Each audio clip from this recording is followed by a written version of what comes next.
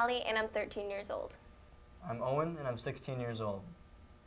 I'm Nathaniel, and I'm 14 years old. I'm Adele, and I'm 15 years old. Hello, my name's Dolly, and I'm 15 years old. Hi, my name's Haven, and I'm 15 years old. I'm Anna, and I'm 18 years old. Hi, my name's Eliana, and I'm 16 years old. And I am Dr. Edward Grippy, Professor of Philosophy at Norwalk Community College. Welcome to Kids Talk Back, a return to civil discourse. Today's topic is what is confirmation or my-side bias, and how to address such prejudgments. Well, what do you take to be my-side bias or confirmation bias, and why? Well, I think what confirmation bias really is kind of seeking and interpreting information that then confirms your pre-existing beliefs. So I think that's no place to start. Any other interpretation? Also, not only your beliefs, but your feelings, your emotions. So you're looking for points that validate what you think are your actual feelings and emotions. Yeah. Okay. And also what you've done. Like if you've made a decision in the past that this is the only opinion that would validate that decision or something like that. Yeah. It could. So rather than looking for what's actually true, what you think validates your own opinions and feelings. Yeah. Okay. So you mentioned the word true. With confirmation bias, doesn't the person whose feelings, thoughts, actions, etc., think that they're true, and when they're not, then what? Yeah, I think that's part of the problem with confirmation bias, just inherently is that what it is you're not looking for the truth in the information, but you're looking, because we all, we have our beliefs because we tend to think that they're correct. So when they're questioned, we look the other way, and I think that's where confirmation bias comes from. Right. I think that it's a natural human instinct to think that you're always right and not want to really admit that you're wrong. That's what my wife says often. But the idea here is now, it could be on two sides of even the same argument. I mean, if you turn on MSNBC, they have an opinion. You turn on Fox News, there's another opinion. Now, you have conflicting opinions, and several people here have said that they were looking for truth as if it was easy and objective. Well, how do we go and try to find truth if confirmation bias is so ubiquitous, so widespread? I think really to find the truth is to surround yourself with a lot of those opposing opinions so that you can really, instead of just going with what you personally agree with, it's especially if you go with something or listen to something that opposes your opinion, you get to, if you're let that curiosity instead of just thinking you're right, that's when you get to learn the other facts, and instead of just your opinion's right and you continue to build upon it with ignoring other facts, when you really look into the different facts is when you really make your opinion or your belief stronger in the right direction.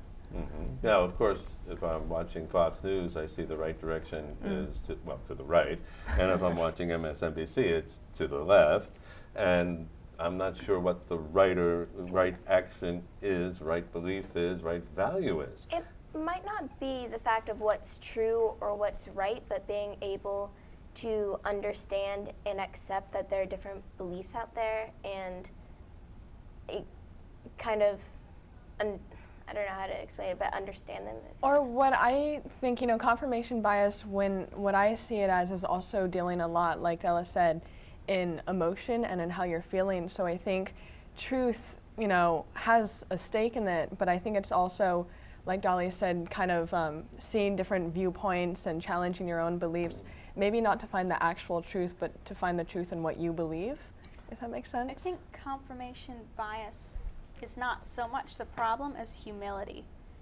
because everybody's going to have a bias in one direction or the other. It's just human nature. Humans are limited, but you have to have the humility to be able to accept that you're not guaranteed to be right, and that even so, other people might have other opinions. True. I mean, but we go back 2,400 years ago to Socrates, and here he is saying, all right, I know that I know nothing, which kind of almost stops things right there if you misunderstand what he's saying. But in Plato's Apology, we find him confronting a man named Meletus who wants him dead. and it's at a trial. And so what happens is that Socrates is pointing this out, the errors in logic and thinking to Miletus, but Miletus doesn't change his mind. In another dialogue right after that, we find Socrates in prison, and his best friend, Crito, has come in to try to bribe the guard to have Socrates escape. And most interesting is that when, after Crito goes and gives these arguments, I got money, you got a place to stay, after all, what about your boys? He has 3 young boys, despite his age of 70. He keeps on going like that. He says, don't be a coward and don't be committing suicide. He implies this. Socrates says, I love your enthusiasm, if it's well aimed, but all the worse if it's not. So yes, it might be emotions, and emotions are there. Emotions could go and be a good guide sometimes, but they could be rather bad. I was once, when I was in 6th grade, on a basketball team. I was not very good, and I seldom got in the game. And in the championship game, I got in, and I raced down with the ball and scored, and everybody should be cheering, but everybody wasn't. Can you guess why? On my team, that is. It was a different basket. Wrong basket. We won, that's why I'm alive. So, but it was, my enthusiasm was not a problem. My desire wasn't a problem, but it was poorly aimed. I think one of the things that's important in this conversation is, I think one of the ways you're talking about how you find truth, especially if different people are presenting different opinions as the truth. And I think one thing that needs to be at the forefront is that if you are engaging in confirmation bias, to some degree, you don't necessarily even want to find the truth. And it might not be a conscious decision to say, I just want to find something that confirms what I think. But you might be subconsciously thinking, I don't necessarily want to find truth. I want to find out that what I believe is the truth. And so I think at the core of it, you kind of have to back up and say, no, I really want to search out what the actual truth is. And I think that desire to actually find truth and not just your own opinions would kind of be at the core of it. Because I think if you're really looking for what's true and doing your utmost to balance it when you are taking in all the different opinions, I think that will go a long way towards actually being able to figure out what's actually true. I think at the I think at the same time too, like what you were saying about emotion, as long as it's in the right direction, getting rid of confirmation bias doesn't necessarily mean getting rid of emotion as well. Because I think that in finding truth, there's a lot of what you're feeling and what your emotion is that points people in that right direction, like you were saying, because even if you had been facing the right direction for that basket, you never would have been able to get there if you hadn't had that that drive or that emotion. So I think that there has to be some sort of balance of, yes, like Eliana said, like thinking with humility and looking at other people's opinions, but also still maintaining at the end of the day what you feel is correct. Yeah, sorry, No, please, and adding to that is just not to be afraid to be wrong. Yeah, having the enthusiasm to learn, and then it may not always be the easiest track, because it's easy to think, oh yeah, I have the right opinion, I'm correct in what I believe, but it may be harder, but then you get more of the benefits when you're able to. I don't think that the way we get rid of confirmation bias is through a pursuit of truth, through a variety of viewpoints. And we're looking for truth, and we look for it in everyone's viewpoint, and we stay open-minded. That's definitely better than only looking at one point of view. But I think, and from what, in my experience, I've seen, is the only way to truly rid oneself of one's bias is to recognize that truth doesn't exist at all. And that it's a developing thing, and that there are degrees of wrongness, and that there is no truly correct or truly wrong issue, especially with something, as you brought up news and politics, especially with something as nuanced as that. Maybe. The reason I'm hesitating on that is that you just said that as if it was true. So, there comes the rub. For example, we can sometimes tell whether something is true or not factually. For example, the inauguration issue that occurred at the beginning of this current president's term. He's claimed that it was the biggest ever, and yet there was a time-dated picture and film after 12 o'clock, meaning the inauguration began, and the size of the crowd was recorded. and then compared to the size of the crowd when President Obama took office in '08. The size of the crowd of President Obama's inauguration group was much larger. So the truth in that case, numerically, was that Spicer, who came out as spokesperson, saying that this was the largest ever, was wrong, factually. So one way is factually. Another one is, I would suggest something about logic. If you basically are saying, as I just pointed out to you, there is no truth. By the way, I'm saying it is true. There seems to be a moment where we have to catch that and say, there seems to be a contradiction in what is being said and how it's being said. So logic might help us here, but it's not only that problem. Cass Sunstein, one of these articles, Breaking Up the Echo, that was published, and I'm going to give you a copy later. One of the problems that he discovered is that hearing both sides of an argument doesn't soften those with rigid views. So yes, I mean, I would love that the case is that when I'm in my philosophy class and people give both sides of an argument and you hear it and one seems to be a little more powerful than the other, you might start to change. But in fact, people start to dig in if they're on far ends or radical positions. For example, again, as candidate Trump said, I could shoot people in New York City, and in fact, they would still vote for me. He understood that there were people who will vote for him nonetheless. There would be your idea of confirmation bias. We seek out that which we want to be true, take it to be true, and not only look for those who agree with us, but minimize those who don't in what they're saying. Mm-hmm. One thing that I think I would just bring up in response to Owen's point is that I think that sort of calls into question a deeper issue here, which is basically that, and I'm just kind of like, posing this as like a, almost like a devil's advocate kind of thing. But if there isn't any actual truth that we're trying to get to, if there isn't like an actual what's absolutely right for everybody, then why is confirmation bias so bad if it can, lead people to maybe what they believe is true for them, and then they would just stay there? Like, why is there a need for them to change that, I guess, if that is the only thing that's guiding, like, what would actually be right for them? I think it does tend to be the confrontation that arises from confirmation bias, like you were saying, because confrontation bias isn't only wanting to reaffirm what you believe is true, but also prove that people who disagree with you are wrong. Because whether or not truth exists can be a conversation that can go on for centuries. But we all do still look for it because we all want to be right. Like Hallie said initially, it's human nature to want to be on the winning side of an argument. And I think a lot of confirmation bias comes from what we've experienced ourselves, and what we believe to be true in our own lives. And while we all know that doesn't necessarily apply to everyone in the world or even, everyone in this room, that makes it truthful to us, and that makes anyone who disagrees liars, because what they agree, if they disagree with what actually happened to us. And I think that's where a lot of it comes from, is this conflict and the confrontation bias, this bias that we're talking about is about what's truthful to us and not necessarily to everyone on a larger scale.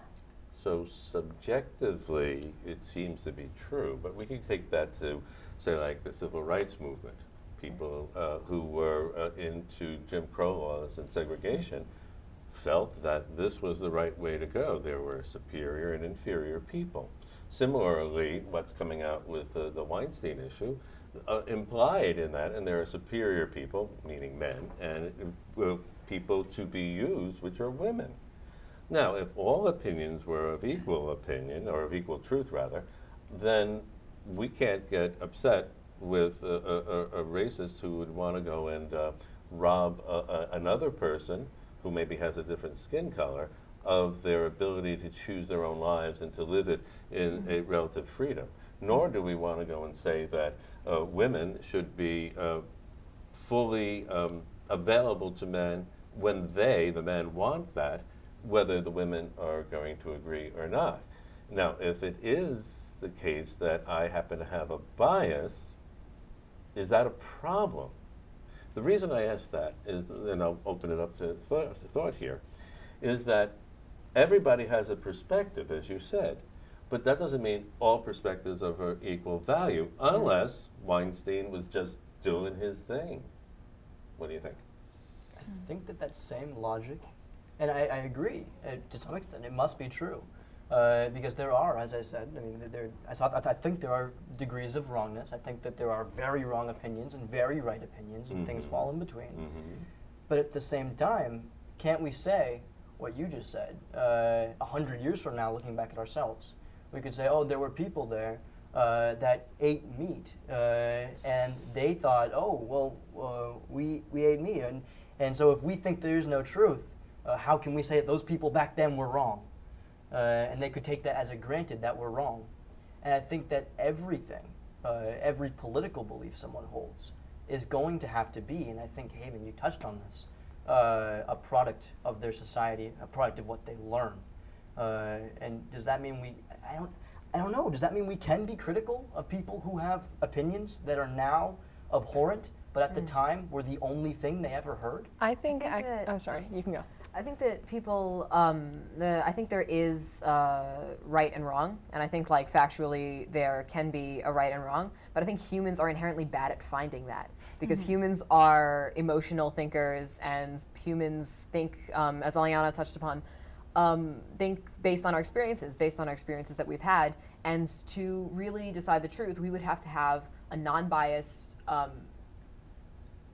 thing that wouldn't feel emotion, that would have seen everything, and that would have seen all the aspects of things, and humans are incapable of that. I disagree to a certain extent, because I think that emotion has a huge role in finding truth, at least to us as humans. Like the furthest we'll ever get is because to us a lot of our truths, like humans are equal, or we have certain rights, like even here in America, our freedom of speech, or anything like that, stems from an emotion of wanting to be safe, or wanting to be able to move wherever we want. And if we look at it from a purely logical point of view, then I think we wouldn't have anything. And all of the truths that we, generally as a society tend to believe are true or are worth holding wouldn't stand. So I think also to you, Owen, like you said earlier, truth is a progressive thing, and we keep going. And I think we can be critical, and I think we should be critical of everyone's opinions, of those we think are right and those we think are wrong, because that's the only way our idea of truth is going to progress. But I mean, wouldn't one person's emotions be just as valid as someone else's, though? Like, how do you decide whose emotions are more valid according to that scale? I wish I knew. Well, for example, if I just got emotional and said, shut up, at this particular time in this context, because context does matter to a degree, would that have been appropriate? Well, I think we would all agree that it wouldn't have been. Well, why? It isn't just, see, you could all gang up on me, right? And say, well, I just don't like guys with beards. But why wouldn't it be appropriate, besides me being bald and a guy with beard, why wouldn't it have been appropriate for me to tell you just now to shut up? It was uncalled for. Well, it's what does that mean? emotion. That's what I meant when I talk about, the truth and emotion, is because I think that might have some sort of effect on you emotionally about thinking, well, retreating back into herself. So we look at the impact on her that you caused. But in a way, emotion is how we interpret morals. And morals are, it's how we as humans interpret morals, and it's what drives us to do something about it. Like what drives us to want to be free, or like certain ideals that we hold, is emotion, but what makes that right is morals, and emotion is how we act on and interpret morals. Well, if that's the case, and you're teenagers, and I remember being a teenager long ago, don't your emotions change almost daily, if not hourly? But now, just let me finish in a second, then you can definitely answer. And therefore, if I'm basing my morality on what I'm feeling at this kind of flip this way, flip that way level, how am I going to hold still? Well, today I think, you're the best thing since Swiss cheese. Tomorrow I'm going to hate you. Well, I think morality kind of stays the same. Like, in a way, morality is kind of a set thing, and emotion is how we receive morality and say, this shouldn't be right, this shouldn't be, and it's how we act on it and how we feel about it. Like, morality is kind of a set thing, and emotion would skew that. Emotion would say morality is this, morality is that, but there is kind of a right and wrong. Like, morality is a set thing, it's just how we interpret it. I don't think that morality has ever been, say, a set thing, because you could say, you know, no one should ever be enslaved, but as we were talking about a long time ago, you know, there were the morals that, yeah, they were lesser Actually, people. So. if I could, Yeah. so I actually think that I kind of agree to a certain extent that morals, I think that they have, you know, historically always been set. It's just that they've expanded to who they actually want to protect, or who the people, you know, use their emotion to want to protect. So the morals have always been, you know, white men should stay free and stay, you know, happy and stuff like that. And then it continues to expand to, you know, people of color, to women, to animals, you know, stuff like that. So we have certain morals. It's just a question of, you know, is there truth in what it addresses? And does everybody have the same morals? Because morals may be a set thing, but it doesn't mean that everybody has the same. Well, let me go and just point out something that Lincoln said. He was speaking to a crowd of slaveholders, and one of the arguments that the slaveholders made was that they were using slavery to educate those who were lower, but they wanted to educate them religiously, morally, and otherwise, not letting them read, though. And so Lincoln said, if this was a good system, why don't you apply it to your own children? Now, why don't they apply it to their own children? Mm-hmm. Similarly, with the idea of racism or sexism, would I want you to go and abuse me without my consent if for some way and somehow you could do that sexually or intellectually or emotionally? Why would that be the case? Notice that if we base things on emotions, we hit my side bias. We hit confirmation bias. It's exactly that. Maybe what it is that reason, philosophy, if you unpack it, is the love emotion of reason, of wisdom. So there's no problem with the emotion, as you were saying. But maybe what is going on is that this love of reason should be allowing reason to assess our emotions. Immanuel Kant goes and says, a second categorical imperative, treat, and this is a part that was missing in all of what we've been saying so far, treat others and oneself, not merely as a means, but always as an end. In short, treat people as humanity with free choice making, and don't turn them into objects, including oneself. Well, morality is not so much a changing thing as it's kind of a set thing. It's basically that you should treat other people as you would yourself, but I'm sorry, I just lost my entire thought. It's not. It has to do, the slavery issue has to do more with a lack of knowledge than with the facts that morality has changed. So morality is doing the best you can for perspectives that are not your own, for people that aren't you. To walk a mile in somebody's shoes. Yes. Yeah. I don't think, and I get where you're going with this, and I agree with the main principle, but the point I want to make is that if a slaveholder, if you were to somehow explain to them every possible logical argument against slavery and refute every position that slaveholder held, I still believe, even though now he does have all the information, I still believe he would find his previous conclusion, and that's because logic is what creates an idea, but emotion is what hardens it. Okay, that sounds good. But I'll give you an example. I teach at Bedford Hills Correctional Facility in addition to Norwalk Community College. It's a maximum security prison for women. And one time I'm teaching this course, Intro to Philosophy, and I'm talking about Plato as part of the course. I had one particular woman. Actually, she had gotten a Grammy on one song and then kind of did something to get her into this prison. And so she had a good presence. And she was acting oppositionally to me. In other words, who are you? And why should I go and trust what you're saying? Well, you know, we could have been at loggerheads fighting the whole time. But what happened was that, inspired perhaps, when she got something that was accurate about Plato, I spun around and put it up on the board and said, great. Okay. Second time, she got something dead on target. I turned it back, fantastic. What happened is I could not, because there was resistance along with her at the same time with numbers of women in that class. I couldn't have turned them. What turned them, and this goes along with Sunskine's idea, I couldn't turn them, but once she turned, they all followed her, following me.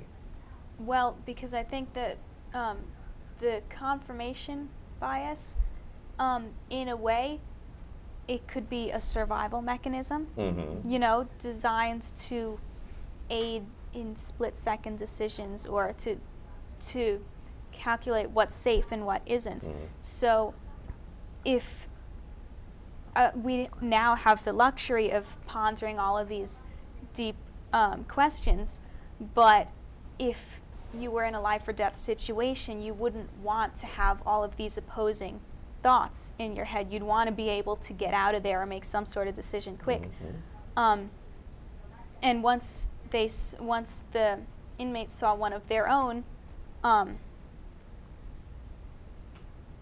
well, being able to identify with what you were saying, then they realized that it can't be that bad, it must be safe, and so they turned. Yeah, and to add on to that, I think when you're in a situation where, you know, you have a certain belief and then, you know, the person in your conversation has a different, I think if it's an argument and there's resistance on both sides, then, you know, you both dig in your heels. But since you were saying how you were open to the ideas almost and supporting them, like, yeah, great job, good idea, then I think with the survival mechanism, they feel safer. Like, okay, well, since my ideas are right, maybe I should listen to the other person. Maybe they have something going on with their argument too. Yeah, they were, you know, by not having a fight going back and forth about not attacking that person's opinions, it'll make them more open to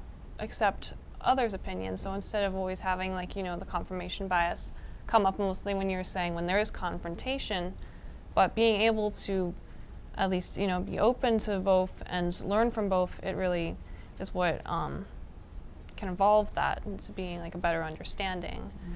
Okay, well, very quick. Very. Yeah, you got less than a minute. Doctor, what you brought up was a situation where she was right, and I mean, we don't have time to address this, but my question is how do you do that and overcome the confirmation bias in the way you did by listening to them and having them then listen to you, listen to them?